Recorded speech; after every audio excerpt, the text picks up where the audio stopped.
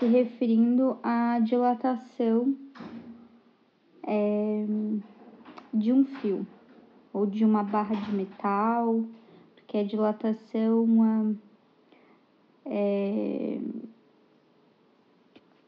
linear, né? Porque o comprimento é maior. Então, como que a gente vai escrever isso? Essa dilatação vai ser referente à porcentagem de aumento do tamanho inicial deles. Então, o que acontece? Para o fio A, o que eu vou dizer? O fio A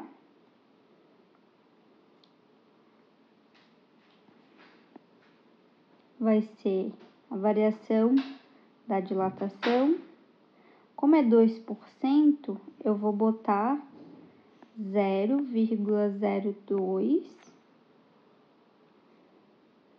vezes a comprimento inicial é igual comprimento inicial vezes o alfa vezes ΔT. Então, o que eu tenho aqui? Eu vou poder cortar o comprimento inicial e vou ter que 0,02 igual o alfa de A, né? Não botei ali. Vezes ΔT. Então, eu tenho que o alfa de A é igual a 0,02 dividido por ΔT. Encontrei o valor do coeficiente de dilatação do fio A. Agora, vamos fazer isso para o fio B. Para o fio B, ele variou, aumentou ali 6%. Ao invés de escrever 6%, eu escrevo 0,06 vezes comprimento inicial é igual ao comprimento inicial vezes o coeficiente de dilatação do fio B vezes a variação de temperatura. Posso cortar comprimento inicial, eu vou ter que 0,06 é igual ao coeficiente de dilatação do B vezes a variação de temperatura. Então, eu tenho que o coeficiente de dilatação do B é igual a 0,06 dividido pela variação de temperatura. Agora, ele pediu para a gente fazer a razão do coeficiente A pelo coeficiente B.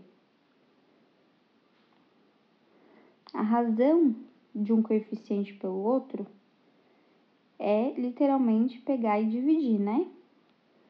Então,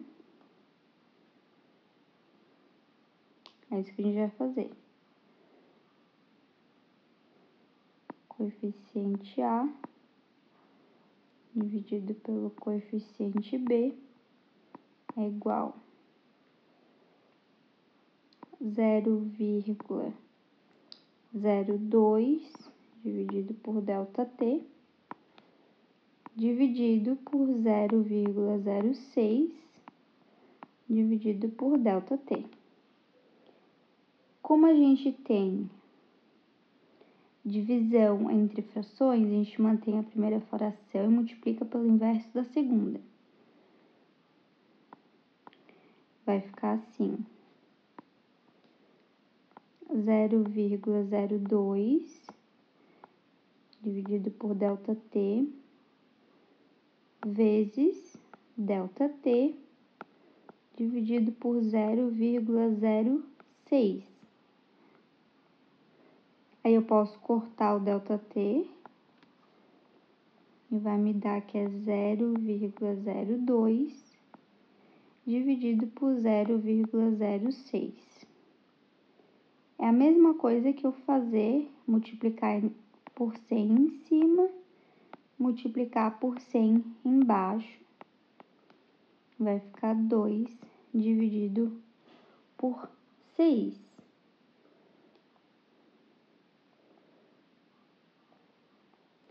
E daí é mais fácil, né? 2 dividido por 6 é igual a 0,33.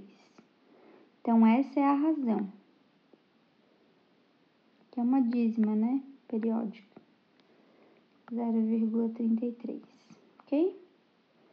Essa fórmula a gente não precisou usar, né? Essa aqui de comprimento final, a gente usou da variação de comprimento, tá?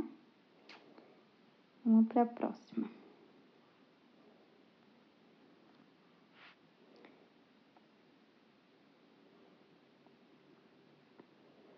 Qual deve ser a variação de temperatura aproximada sofrida por uma barra de alumínio para que ela atinja uma dilatação correspondente a 0,2 do tamanho inicial? Considere o coeficiente de dilatação do alumínio como 23 vezes 10 na menos 6. Então, tá. Bem parecido com o exercício anterior, né? O que a gente vai fazer? Vai usar a forma de variação de temperatura, a variação de comprimento, aliás, né? Não é temperatura. Variação de comprimento igual ao comprimento inicial, vezes o alfa, que é o coeficiente linear, que a gente está falando de uma barra, vezes a variação de temperatura. Como ali foi 0,2%, eu teria que fazer, né? 0,2 dividido ainda por 100. Então, esse valor vai ficar 0,002, tá? É só acrescentar mais 2 zeros. Então, eu vou dizer que aqui a variação do comprimento é 0,002 vezes o comprimento inicial. Isso é igual ao comprimento inicial vezes. Aí o coeficiente ele já falou, 23 vezes 10 na menos 6 vezes a variação de temperatura. Posso cortar dos dois lados o tamanho inicial da barra, certo? Aí eu vou ter aqui 0,002. Eu posso escrever isso aqui de uma maneira mais fácil, né? 2 vezes 10 na menos 3.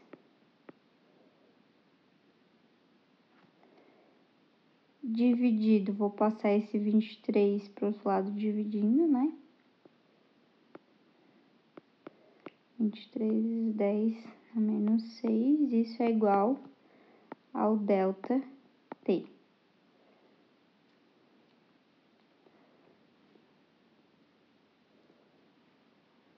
Agora, a matemática do negócio, né? Primeiro, quando a gente tem essa divisão, vai dar, ó, 2 dividido por 23, fazendo os cálculos, eu posso pegar e multiplicar. De qualquer jeito, vai dar um número pequenininho.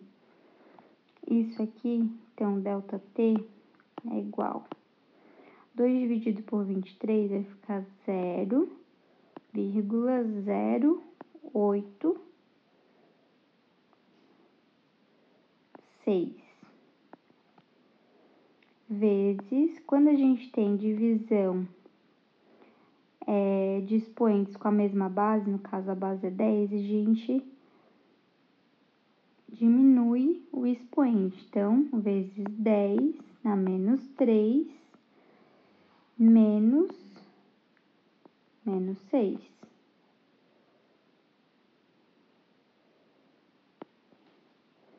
ΔT, então, vai ser 0,086 vezes 10 na menos 3 mais 6. Porque menos com menos dá mais. ΔT, então, 0,086 vezes 10 ali na menos 3 mais 6.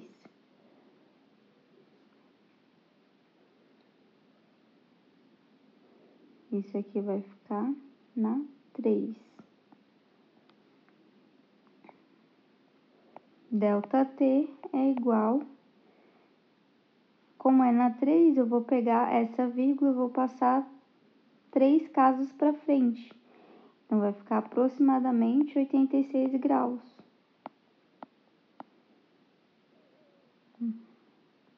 Aí, ele arredondou para 87, tá?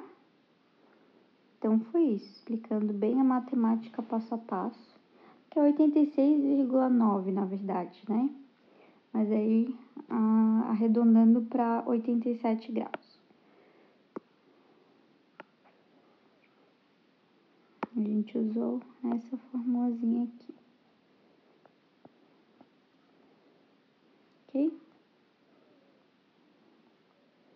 Vamos para a próxima.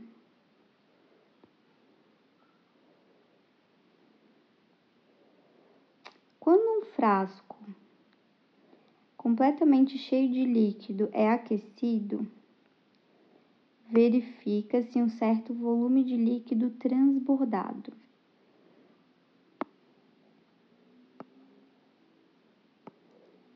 Esse líquido a gente fala que é o líquido aparente. Esse volume mede, letra A, a dilatação absoluta do líquido menos a do frasco. É isso. É exatamente esse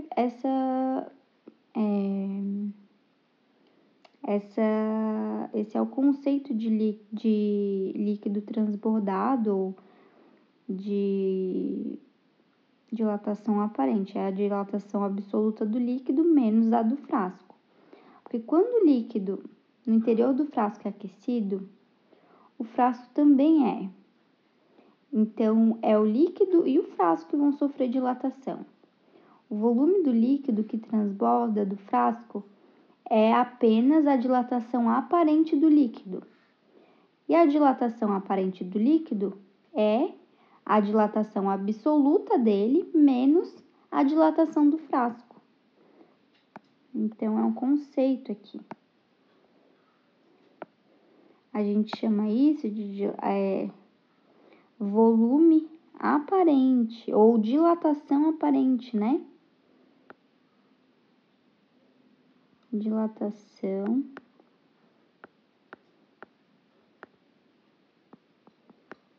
aparente, que é do líquido extravasado, transbordado, tá? Então, nem precisa ler as outras, porque essa tá bem certinha.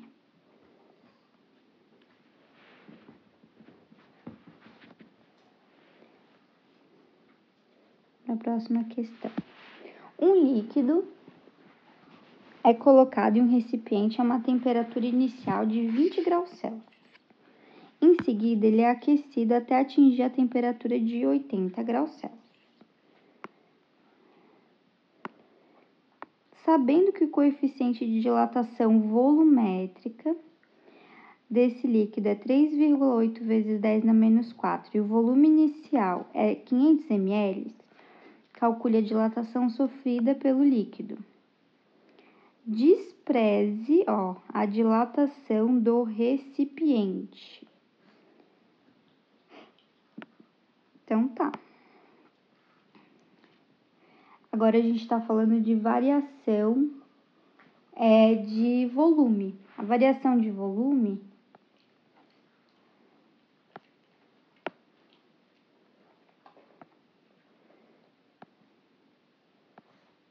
ela é dada por volume inicial vezes o gama. O gama é o coeficiente de dilatação volumétrico, vezes a variação de temperatura. Então, a variação de volume é igual o volume inicial, que é 500 ml, vezes 3,8 vezes 10 na menos 4, e a variação de temperatura vai ser o 80 menos 20, porque sempre é final menos inicial. Então, eu tenho que ΔV, ou seja, a variação de volume, vai ser, fazendo o cálculozinho, 500 vezes 3,8 vai me dar 1.900. 1.900 vezes 10 na menos 4, vezes 60. Então, vou fazer 1.900, mais fácil fazer.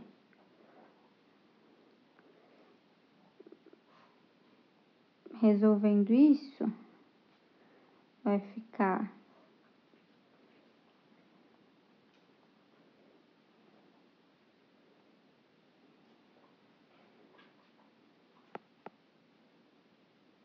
ΔV igual a 11,4 ml. Tá cortando ali. Resolvendo a multiplicaçãozinha ali, tá? Tem o calor específico muito grande. Não, elas não vão ter um calor específico muito grande. Deixa eu botar aqui.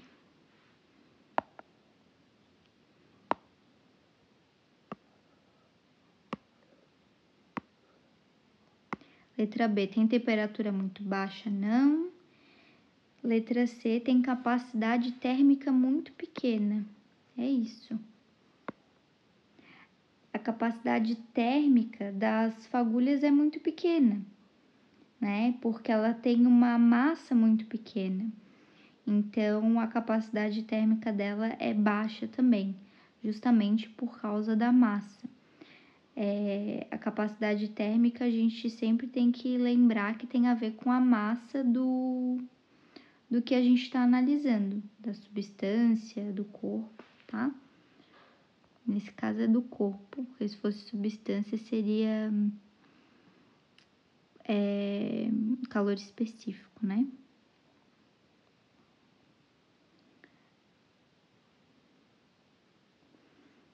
Então, vamos para a próxima.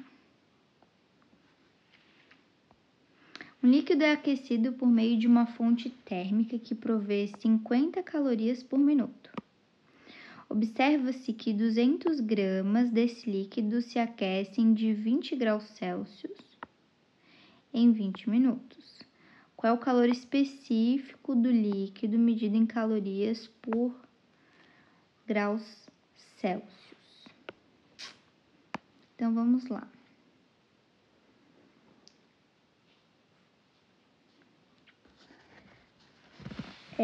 Esse caso aqui a gente vai usar como a gente tem a potência, né? Tá falando a potência nesse caso aqui, vai ser 50 calorias por minuto, é isso que ele tá falando. Aquilo ali é uma informação que é a potência. Vão ser as calorias por tempo, tá? Por ΔT, ou calor por tempo. Então, ele falou ali que a potência é 50 calorias por minuto. Só que ele fez por 20 minutos. Então, eu vou ter que botar Se a potência é 50 calorias por minuto, não precisa nem fazer, né? Eu digo que se for em 20 minutos, vai ser 50 vezes 20, né? Calor. A potência vezes o ΔT, né? O ΔT é 20 minutos, a gente bota em minutos mesmo, não tem problema. Então, o calor que a gente vai ter vai ser de 1000 calorias fornecidas. Como que eu sei que é fornecida? Porque é positivo, né? Então, tem um valor ali de 1000 calorias. Aí agora, para saber o calor específico, a gente vai usar a fórmula do calor sensível, porque tem variação de temperatura. Então, vamos usar o Quimacete. Quimacete. Então, ali o calor, que vai ser 1000, igual a massa, 200 gramas, vezes o calor sensível, que é o Czinho, vezes a variação de temperatura, que é 20 graus Celsius. Então, eu vou ter 1000, 200 vezes 20 vai me dar 4000 Czinho. 1000 dividido por 4000 é igual ao meu calor específico. É o meu calor específico, né? A gente tá calculando. O calor sensível é o quê? O calor específico, então, vai ser a mesma coisa, fazer R$1 dividir para 4 pessoas, aí dá 25 centavos para cada, né? Vai ficar 0,25 calorias por grau Celsius. Esse vai ser o meu calor específico. Czinho.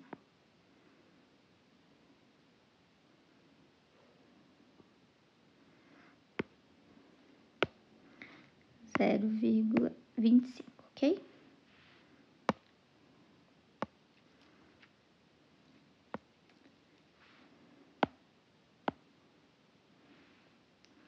Uma pessoa aquece um corpo contendo 150 gramas de água, variando a temperatura de 25 a 100 graus Celsius.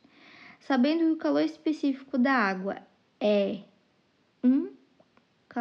uma caloria, né? Por grau Celsius, encontre a quantidade de calor recebido.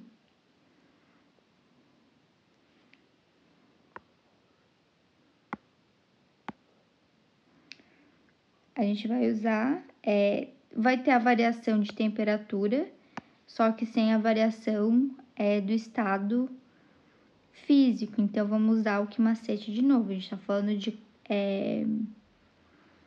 calor específico, estamos falando de calor sensível também, tá?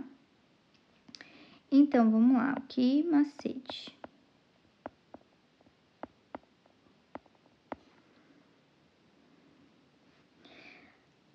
O calor recebido vai ser o quê? Igual a massa, 150 gramas, né? Vezes 1, que é o calor específico, vezes variação de temperatura, a final é 100, menos a inicial, que é 25. O calor, então, vai ser 150 vezes 1, que dá 150, vezes 100 menos 25, que dá 75. Então, o calor recebido vai ser 150 vezes 75. Isso vai me dar 11.250 calorias.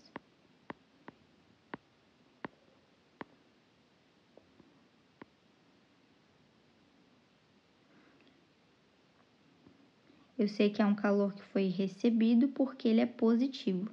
Se fosse um calor cedido, ele seria negativo, tá? Então, vai ser aí a letra A.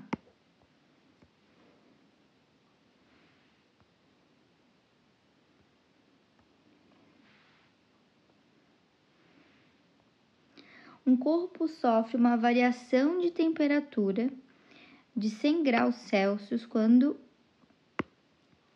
é fornecido a ele 500 calorias. Então, variação de temperatura, 500 calorias. Em vista disso, qual é a sua capacidade térmica? A capacidade térmica a gente tem como calcular, que é quantidade de calor, no caso recebida, né? Dividido pela variação de temperatura. A gente tem como saber a capacidade térmica de um corpo através desses dados. Então, bem tranquilo, né? A capacidade térmica vai ser as 500 calorias dividido pela a variação de temperatura, né? Não é variação de tempo ali. Variação de temperatura, ele já falou, o valor dessa variação é de 100. Então, a capacidade térmica vai ser de 5 calorias por grau Celsius. Essa é a capacidade térmica. Lembre que capacidade térmica tem a ver com o corpo, e quando é calor específico, tem a ver com a substância. Bem importante. Peguei outra de capacidade térmica porque é bom para fixar. Qual é a capacidade térmica de uma barra de chumbo com massa de 1,5 kg e que tem um calor específico de 0,0305 caloria por grau Celsius? O calor específico e a capacidade térmica também tem como a gente relacionar, tá? A capacidade térmica de um corpo é igual ao calor específico vezes a massa.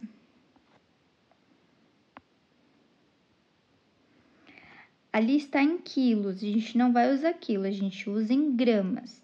Então, 1,5 quilos é a mesma coisa que eu falar 1.500 gramas, tá? Não é 1.500 gramas, porque é o grama, não é a grama, tá? Então, é 1.500 gramas. Daí, eu vou só substituir na fórmula. Então, a capacidade térmica vai ser o calor específico, 0,0305, vezes a massa, que é 1.500. Assim, eu tenho que a capacidade térmica vai ser, resolvendo a matemática, vai dar 45,75